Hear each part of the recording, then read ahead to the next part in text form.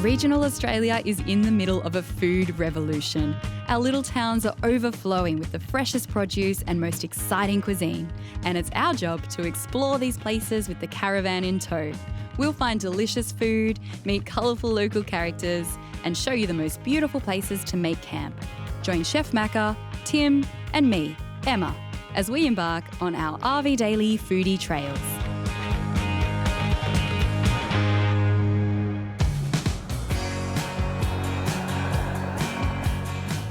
On today's adventure, we've hitched up the Easy Trail caravans and are off to explore a fascinating and unique town lost in time. Then we find beautiful campsites in a world-class food and wine region.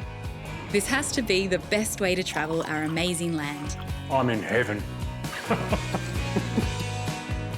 It's a food adventurer's paradise on a plate. Our foodie trail kicks off at Hill End before winding its way to Ralston, where we make camp at the beautiful Gangutty Dun Swamp before cruising to the food and wine lovers town of Mudgee. Hill End today, I think you'll like it there, Chef Macca. It's a beautiful, super quaint little town. It's like the town that time forgot. I've never been to any of these towns before, so I'm really super excited to be going there.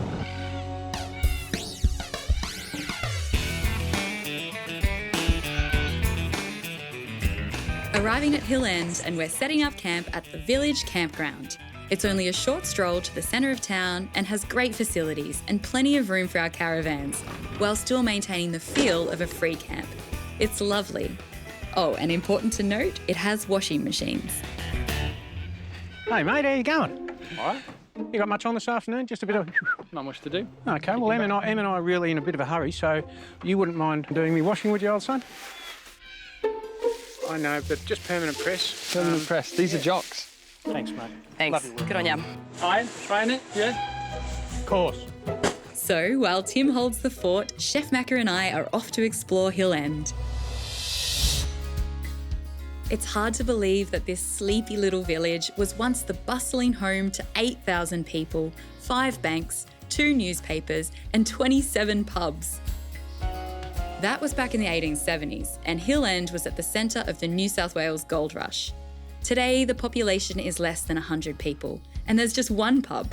But the place is bursting with personality and great food, particularly at the Hill End estate. I'm on my way out to Steve and Sue's and their classic tree changes. Sick of the city, bright lights, come out to the country to make a difference. How these guys fell in love and got married is quite a funny story. Stephen was originally a plumber who also owned a bakery and accommodation in Hill End, while Suzanne owned and ran a B&B next door. You were in direct competition with one another. We were. I had to marry the opposition. That's how you do it. It was a soft takeover, if you like. It was. Turns out they make a dynamic foodie duo. Suzanne bakes amazing pies and sausage rolls, while Steve is a whiz with the sweet treats, including giant ice creams made with homegrown berries. You can even make this in your caravan, straight out of the freezer, packet of mixed berries, put it all in the blender, and you've got your soft serve in 2 seconds flat. Also, around these parts, Steve is known for making the most delicious apple pies. 1,200 grams of plain flour or baker's flour. Yes? Stephen starts with a simple pastry of plain flour, butter, canola oil and water. So they're really simple ingredients. I mean, it doesn't get any simpler than that. But this is going to be one of the nicest pies that you'll ever eat because it's really what Grandmother used to do. The rested pastry is then rolled out. Apple pieces are stewed and mixed with cinnamon and corn flour. Then Steve fills the pie. And don't be frightened to add a few sultanas if that's what you want to do. Maybe ground a bit of nutmeg. Yeah, the sky's the limit. Whatever you've got in your van that that you're really fond of is perfect. Lid goes on, another egg washing and decorating, and it's ready for the oven. Simple as that. Oi, we're under time pressure here, mate.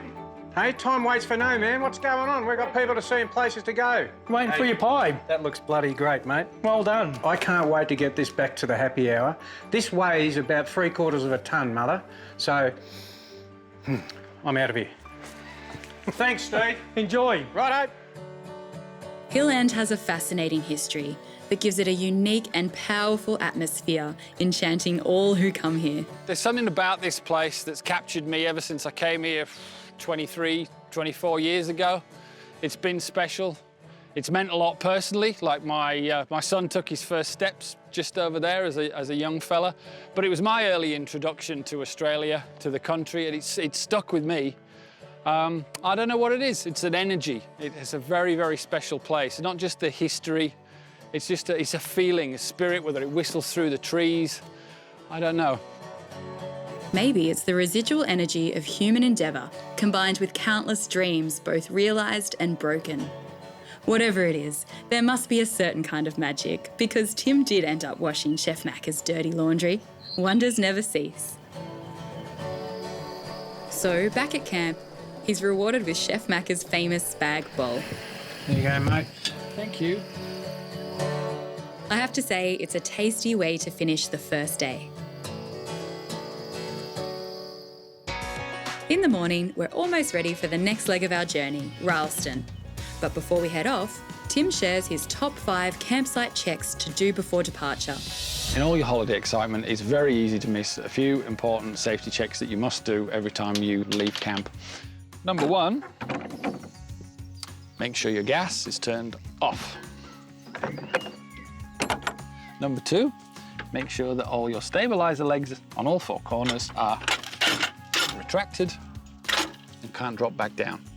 Number 3, and this is a really common one, always make sure your steps retracted before you set off. Number 4, make sure you remove any wheel chocks or levelling ramps you've put underneath your tyres on both sides or all 4 wheels. And number 5, make sure you close all your roof hatches.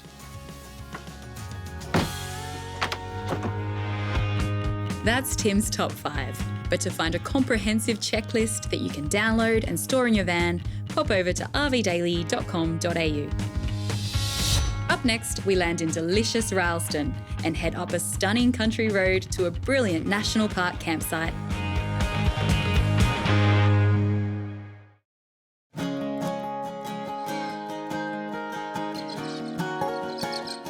The drive out from Hill End takes you through some absolutely gorgeous New South Wales countryside.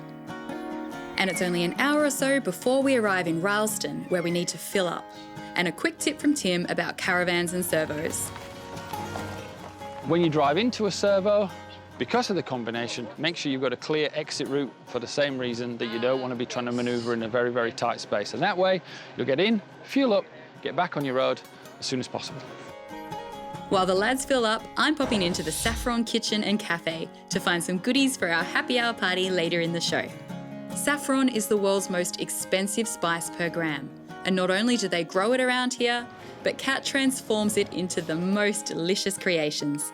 Take these back to Chef Macca. He'll be pretty happy about that. Okay. I need more hands. What have we got here? So that's the dukkha, the fig paste, spiced nuts. They're nice with a beer. Okay, good. Vinegar, dessert syrup. Yep. And you'll have to take one of these. Fantastic. Having stocked up on saffron-infused goodies, we continue our foodie trail from Ralston out to Gangari Dun Swamp. This drive is worth it just for the scenery, but then, when you arrive, you find yourself in one of the state's most beautiful bush campsites. It's suitable for caravans, but the best spots require a bit of manoeuvring. Give you a tiny little bit of left hand down. Want to reverse into tight spots without looking like a doofus? It's a good idea to use a handheld UHF to direct the driver. We've claimed a great campsite, and now it's off to discover what this region has to offer us foodie travellers.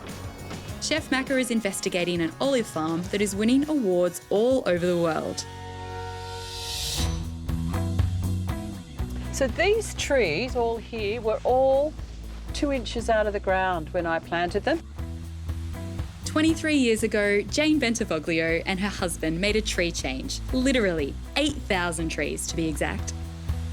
These are Barnea. These are an Israeli tree. And the creamy green banana flavours that come out of the Barnea olive is just fantastic. As well as these Israeli trees, they also grow olives from Italy and Spain. Can these trees cross-pollinate? Well, that's the whole idea.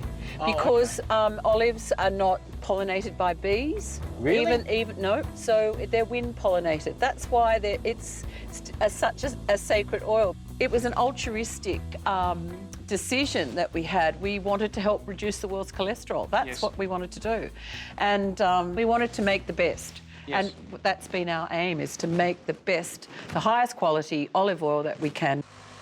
Not only do they grow the olives, they press, blend and bottle them right here on the farm. So if you're in the area, make sure you drop in for a tasting. It's quite an education, even for a crusty old chef like Macca.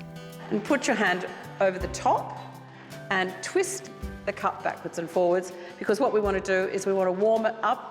It becomes volatile and then you start to smell the lovely aromas. And then you take a sip and leave it on the middle of your tongue, and then I want you to have a big smile and suck the air through the sides of your mouth. Okay? Jane has 4 blends, all named after Australian river systems. The bigger the river, the more robust the oil. I use all my oils for everything, because your palate changes all day, every day. But don't just take Chef Macca's word for it. Ralston Olive Press are up there with the best in the world. In fact, at the inaugural olive show in New York, they won gold. We've heard travellers from near and far head to Ralston to taste what they claim are the best dumplings in the state. Knowing this, I knew I had to uncover $29,999. I'm making the dumpling since I was 5 years old, so I always help Dad Mom out. Okay. Chopping the vegetables, or get the mince ready, and just watching how to roll in the dumpling together. This gorgeous little taste of China is here because of a love story. I met my partner in Beijing. We met twice in one day, so we end up in the same dinner table, have a meal. Of course, a romantic stories. Of course, I come back with him to Ralston. Nalan and her partner Reg chose Ralston to set up this beautifully appointed shop and art gallery because they fell in love with the town and surrounding landscape. You see, they are both artists. The restaurant serves 29 different dumplings and 16 flavours of tea, and a few little extra treats along the way. So if you're passing through Ralston, don't miss this food lover's experience. Delicious, so good. What's next? Back at camp, Chef Macca finally realises we are not exactly roughing it, and he probably needs to clean his act up a little.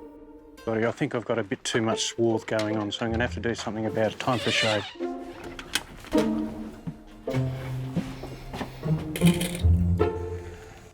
And while Chef Mac is busy, Tim and I taste test the goodies. Let's try some of these saffron spice nuts from Beautiful Cat. I'll tell you what, you never, ever forget. The word pavlova springs to mind. Well done. I think you've done a pretty good job. I reckon the ladies at the caravan park in Mudgee will be quite impressed. Surprised? I'm telling you now, you'll be hearing the click, click, click of Zimmer frames making their way down to have some of me eggnog. Up next, Chef Macca redeems himself with a delicious breakfast recipe. Then we're off to Mudgee for more fun than a wine barrel full of monkeys.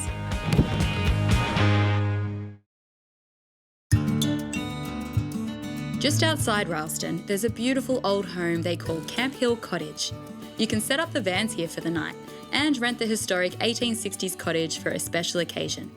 Anyway, we've stopped off on the way through to Mudgee for Chef Macca to slide out the kitchen and cook up one of his favourite recipes. So we're doing this wonderful breakfast called shakshuka. It's a Turkish or Mediterranean-inspired sort of breakfast. It's just chop the chilies. We've got this wonderful locally grown garlic. Oh, hang on, missing a key ingredient. Ah, rocket, I love it. It's such a great accompaniment with eggs. Let's go with that. This is called French chard, but Mum, it's just silver beet. I'm going to put all of the stalks in and everything because every part of it's edible. We're on our way.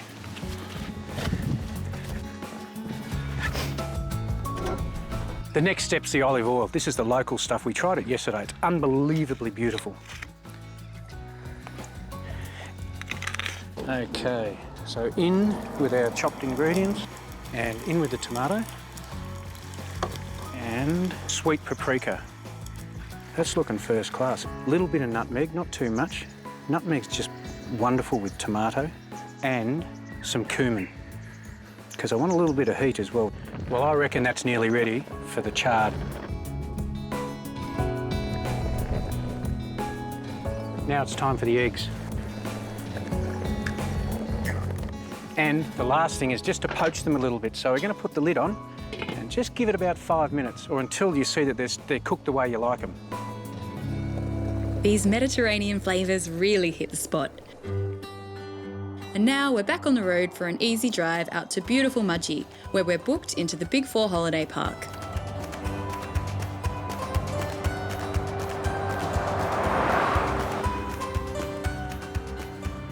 Later on, we'll be hosting a happy hour party celebrating all the goodies we've found on this foodie trail.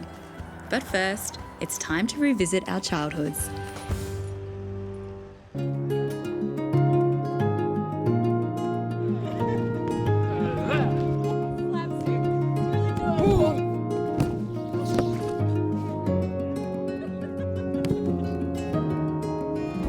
Call the ambulance.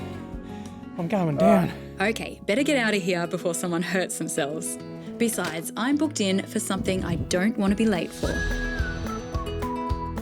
The best way to pass a day in Mudgee is with a winery tour. Now, you could do this by car, or you could hire a push bike, but personally, I prefer to take to the skies. Okay, so maybe this might be a little out of the usual budget. But you know, special occasion, anniversary or a birthday, why not? And what better way to see the landscape than in your very own private chopper? First stop on this wine tour is the oldest winery in Mudgee, Burundalla, which just took out Best Rosé and Best Shiraz at this year's Mudgee Wine Show. It gets a lot colder here in Mudgee and also a lot hotter, and it's quite conducive to growing more grape varietals.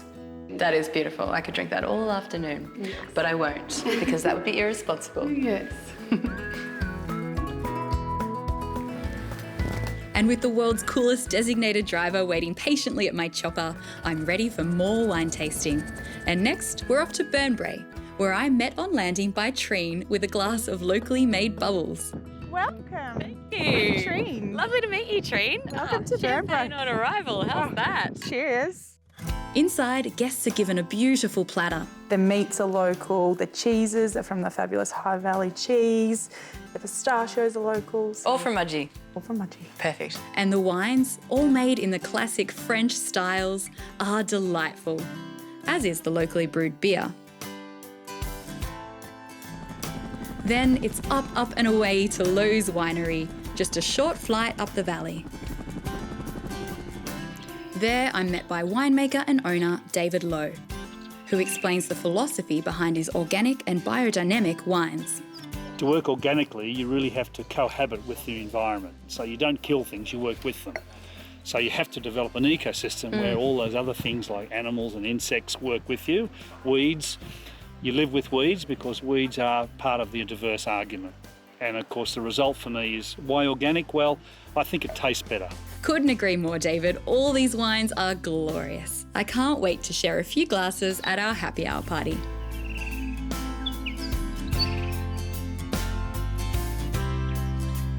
I can see how flying between wineries via chopper would be an extremely romantic experience.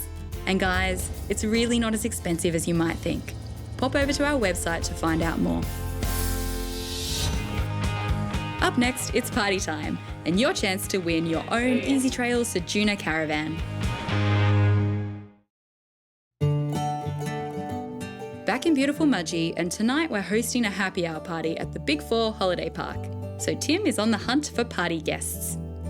Let's go and knock on this door and that door. Hello? You're more than welcome. We'd love to see you. Thank you. I'm not trying to sell you anything. Excuse me. Thanks for popping by. Good on you. Thank you. Cheers. Okay, sounds great. Meanwhile, Chef Macca is looking for inspiration, so has ducked out to meet a young chef who's one of Mudgee's rising stars. This is Andy Cristani, executive chef at the Pipe Clay Pump House, situated at Robert Stein Vineyard. The inner sanctum.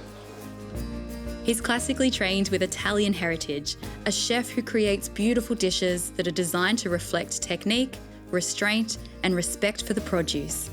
What are we cooking today? So we've got a gnocchi with a duck and mushroom ragu. Wow. And then we've got a little bit of a hazelnut crumble over the top. Don't be intimidated by this recipe. Like a lot of Italian food, it's surprisingly quick and simple. Starting with boiled potatoes into a mouli. If you've got a fork or you've just been doing it the way that grandmother taught you, continue to do it. In go the egg yolks and salt, and mix to a smooth paste. Then add flour. If you need to pop more flour, you pop more flour. And the trick here is folding.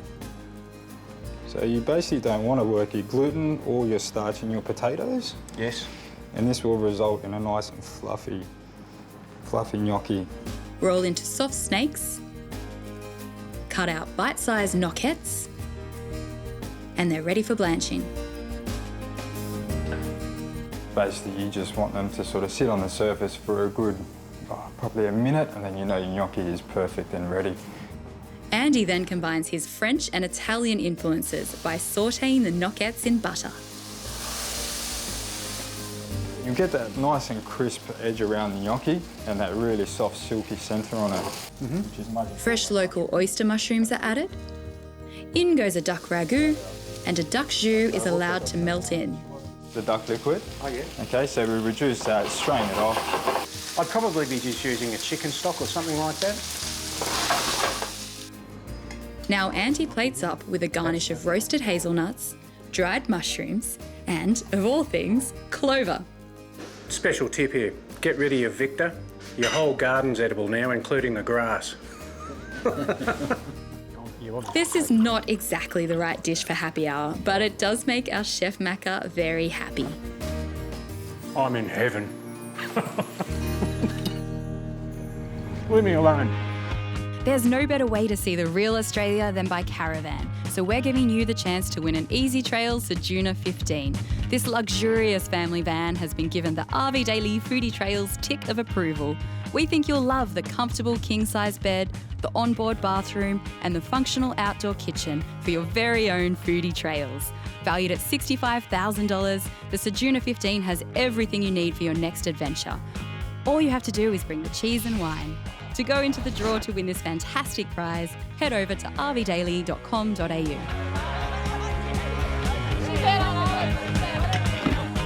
And finally, it's time to party. And guests, along with all the goodies we've collected on our foodie trail from Hill End through Ralston and onto Mudgee, have come together for the perfect balance of fun, friendship and indulgence. See you next time. Cheers.